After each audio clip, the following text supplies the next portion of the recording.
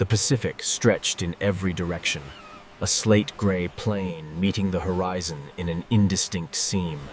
The Titan's resolve sat motionless in this vastness, her deck a landscape of winches and cranes. Her A-frame loomed over the stern like the skeletal remains of some prehistoric giant.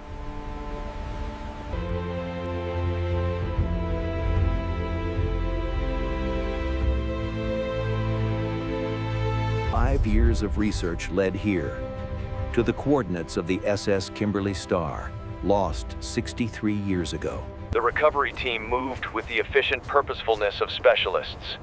Hands moved through checklists with muscle memory. The submersible squatted in its cradle, a sphere of titanium alloy bearing the scars of previous descents.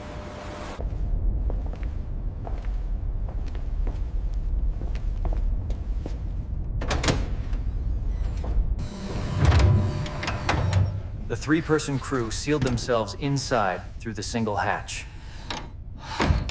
The interior smelled of recycled air and electronics. Displays cast their faces in a blue-green glow.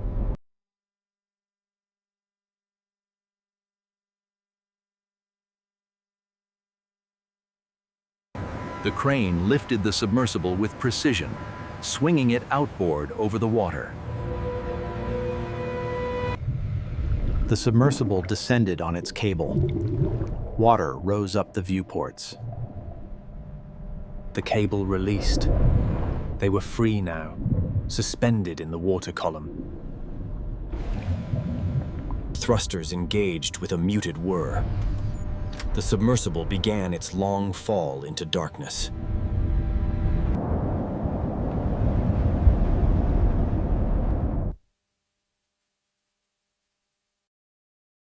Then even the blue faded, and they entered the true abyss. The descent took hours. They watched the depth gauge count downward in steady increments.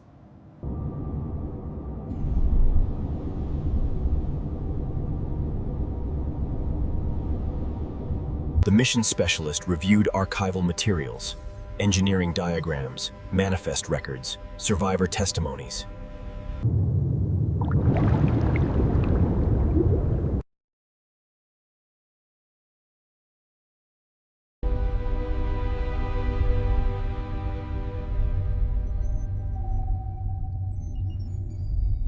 They leveled off. The submersible's lights came on, carving tunnels of illumination.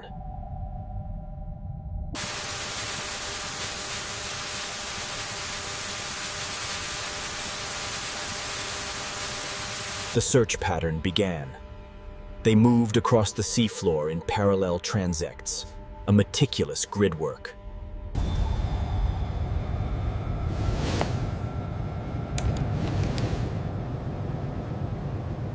Hours passed.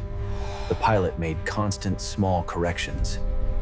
They looked for a breadcrumb in the void. Then the lights caught something. A dark shape at the light's edge, too regular to be natural.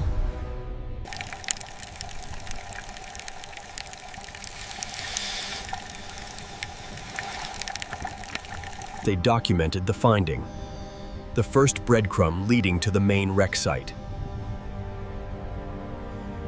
More wreckage appeared. A lifeboat davit, bent impossibly. Testimony to violent forces.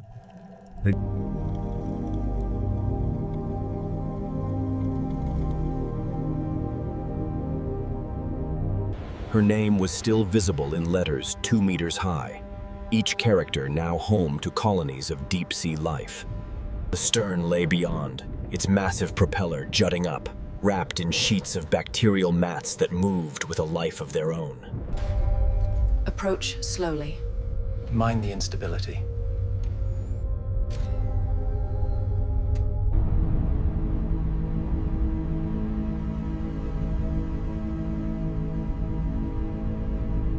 They found the purser's office, or what remained of it, open to the sea and filled with sediment.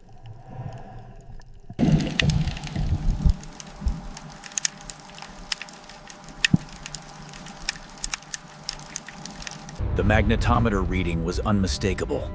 The safe had survived. They brushed away growth with gentle movements. The gleam of metal showed through the accretion.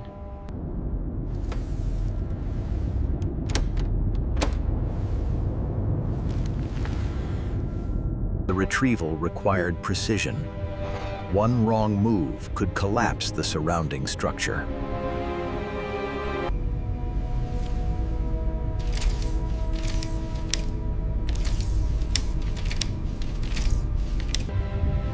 They worked for 6 hours at the wreck site, clearing, documenting, preparing.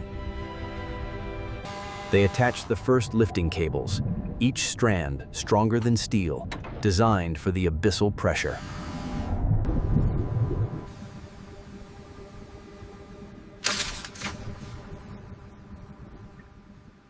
Something shifted. Sediment bloomed in thick clouds, reducing visibility to 0. When the water cleared, the safe had moved. Not much, but it was free. They began the slow ascent, leaving the safe prepared for the heavy lift that would follow. The ascent took hours. The pressure decreased gradually, tons per square inch bleeding away. Light appeared above them, growing from a suggestion into a definite glow. The surface arrived suddenly.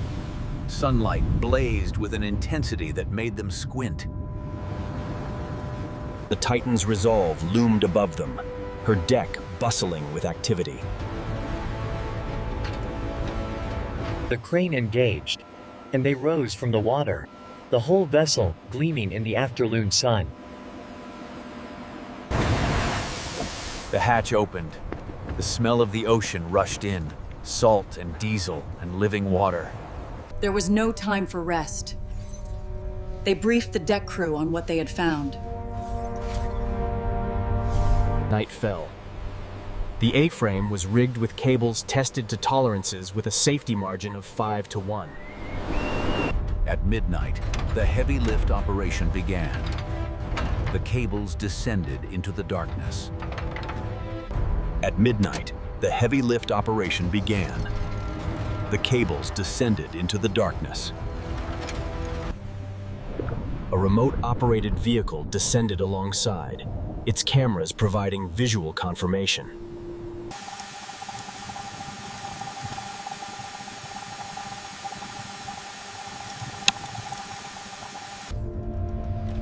Operators worked controls while trying to compensate for the lag between input and response.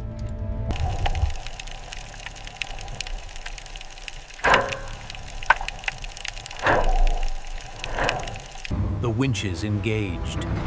The cables tightened, water streaming from their braids. The safe came free.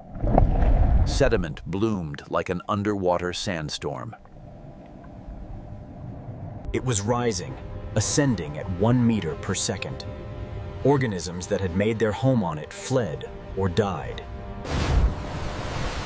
When the safe breached the surface, water cascaded from it in torrents.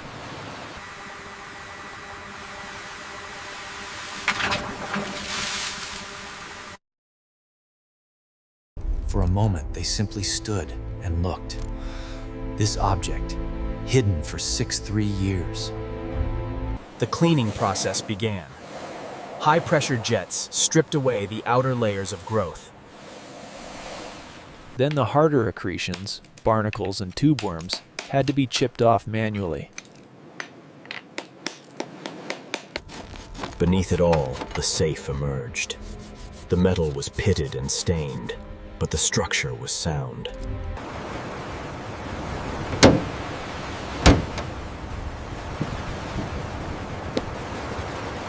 The sun descended toward the horizon. No one spoke. Words seemed inadequate to the moment.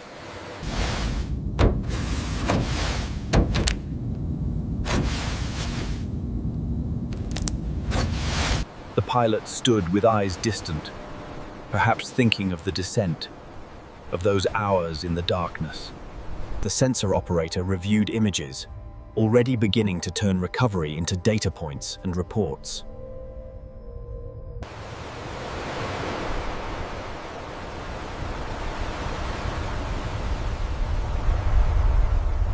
The stars began to appear overhead.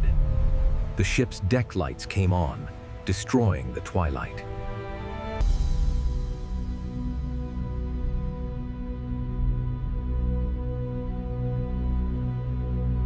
They had gone into the abyss and returned. A hard-won victory against the eternal darkness of the deep. The final challenge lay in the lock, a mechanism frozen by 6 decades of deep-sea corrosion. In a controlled environment, specialists assessed the safe. The external seals appeared to have held. The first step was patience. Chemicals were applied to slowly loosen the grip of the ocean. They waited, allowing time and chemistry to work, fearing that force would destroy what they sought.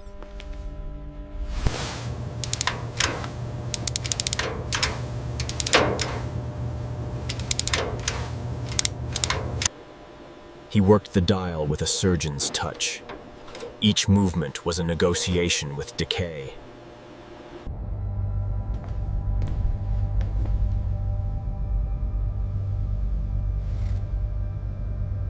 Technology aided tradition. A fiber optic scope peered inside, mapping the corrosion-clogged wheels. After hours, a breakthrough. A telltale alignment felt through the dial, a ghost of the mechanism's original function. The moment of truth. Pressure on the handle. Metal, long fused, began to protest. A sharp crack. Not of breaking metal, but of bonds surrendering. The lock was defeated.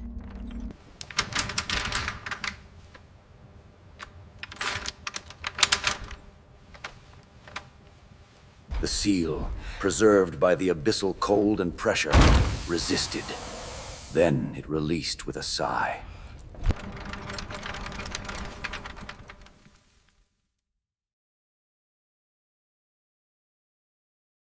Inside were metal boxes, stacked neatly as they had been left on a spring day in 1963.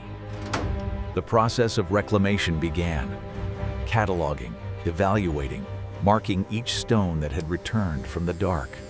The sound was a dry, ancient rattle. The weight of fortune, now quantified and secured. Word reached the ship. The cargo was secure. The primary objective was, against all odds, a success. The safe remained on deck, now an empty relic. Its purpose, after a lifetime in the dark, was finally fulfilled.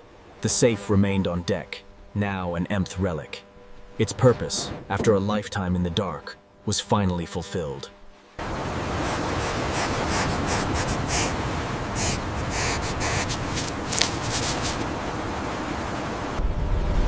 With the mission complete, the Titan's resolve turned for home, leaving the coordinates behind.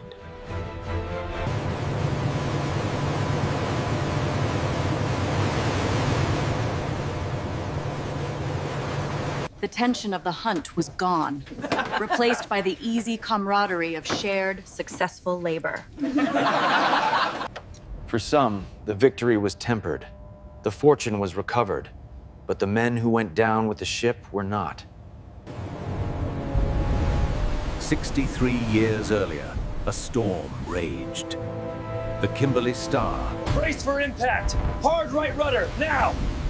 Keep her steady! We are not going down! The sea, indifferent and immense, found the weakness in her hull. The fatal breach began. Some escaped. 23 did not. The ship took them and her cargo into the deep. Memory is long, but human memory is longer. And sometimes it seeks closure.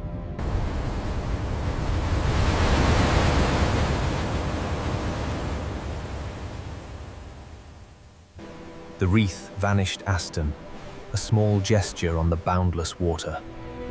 a moment of respect. The journey home was a decompression, a return from the extraordinary to the rhythm of the sea. The submersible bore new scars, each one a story, a brush with the immense pressures of the deep.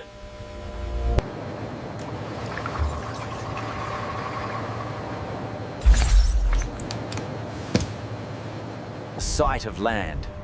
After weeks on the void, the solid green line of the horizon was a profound comfort. The return to port was a clamor of activity. Lines were thrown, gangways lowered. The world rushed back in. The recovered fortune began its final, secure journey from the depths to the vaults of the modern world. The crew dispersed. The unique bond forged in the abyss would remain, but the shared mission was over. He looked at the ship that had been their world. It was just a tool, but it had carried them to the edge of possibility. He met with one of the last survivors, a man who had carried the memory of that storm for a lifetime. The ship was readied again. Her purpose was not memory, but the next frontier, the next challenge in the deep.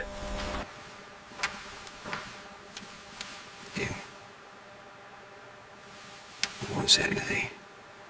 He left a marker, not for the diamonds, but for the men. A gesture between him, them, and the sea. The physical artifacts were transformed. The safe became raw material. The stones were cut to glitter for a new era. One stone became an object of beauty and desire.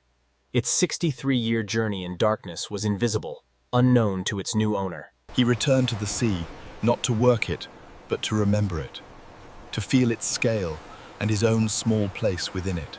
The ocean's surface is a world of light and life, a mask for the eternal, crushing darkness that lies beneath.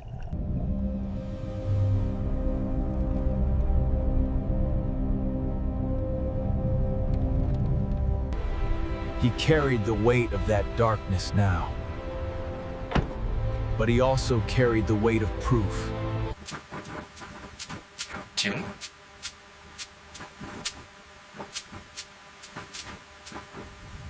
The Pacific stretches in every direction.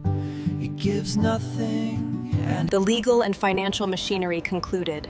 Claims were settled, balances restored. The ledger was closed. The ship was made ready again. Her scars, like those of her crew, were patched over, but not forgotten.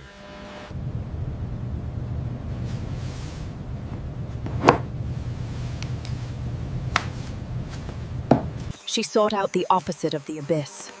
A world teeming with noise, light, and life pressing from every direction.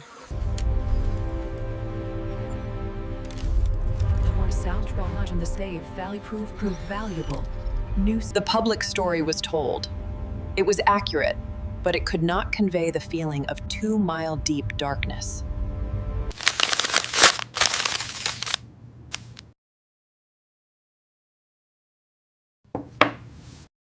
He watched the ship go. It was no longer his ship, but a part of him would always be on her deck, looking down into the black.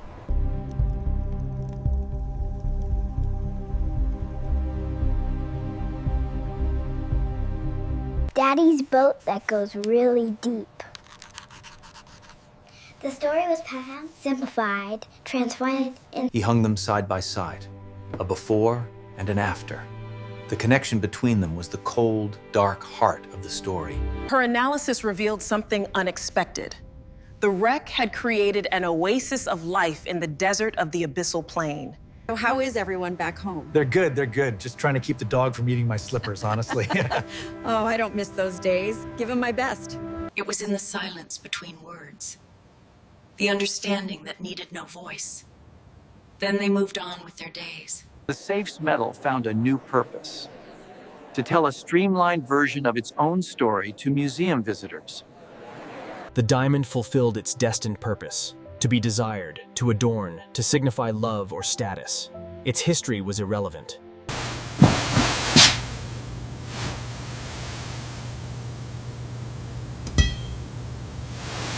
He wrote not a report, but an account, trying to fix the feeling in words before it faded into mere anecdote.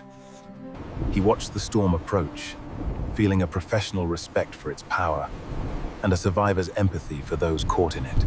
He remembered a moment in the climb, not fear of the depth below, but a longing for the distant, unreachable surface world above. She found the noise she needed, a crushing, monumental sound that filled the senses, leaving no room for memory.